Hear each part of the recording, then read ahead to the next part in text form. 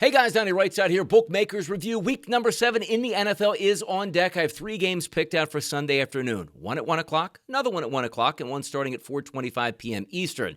Just think of the keyword under on Sunday. Let's take a look at game number 1, 4:55, 4:56. It's Miami taking on Cleveland. Tua Tagovailoa having a lot of problems in that locker room there, trying to get guys to show up to team meetings. They're blowing them off, and it shows on the field as the Miami Dolphins aren't a very good football team. Dylan Gabriel getting his second start here for the Cleveland Browns. Third start for the Cleveland Browns as he's going to show up at home against Miami.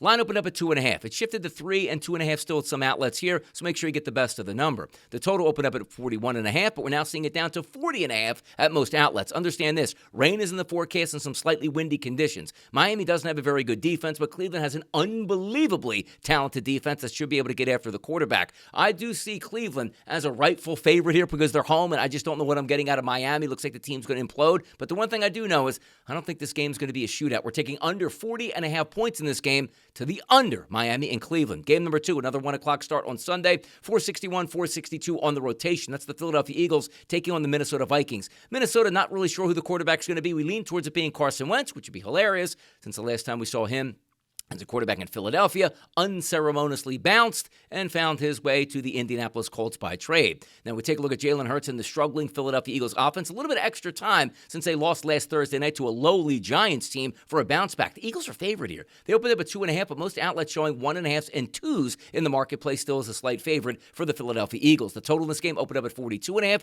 has actually risen to 43.5. The one thing you don't have to worry about is any bad weather conditions because Minnesota does play in a dome. Justin Jefferson should go against a depleted secondary due to injury, which means Quinyon Mitchell is probably not going to be available for this weekend. He should eat. But I just don't see this as a high-octane game both ways. Under 43.5 as the total for me. So 2 unders to start this card.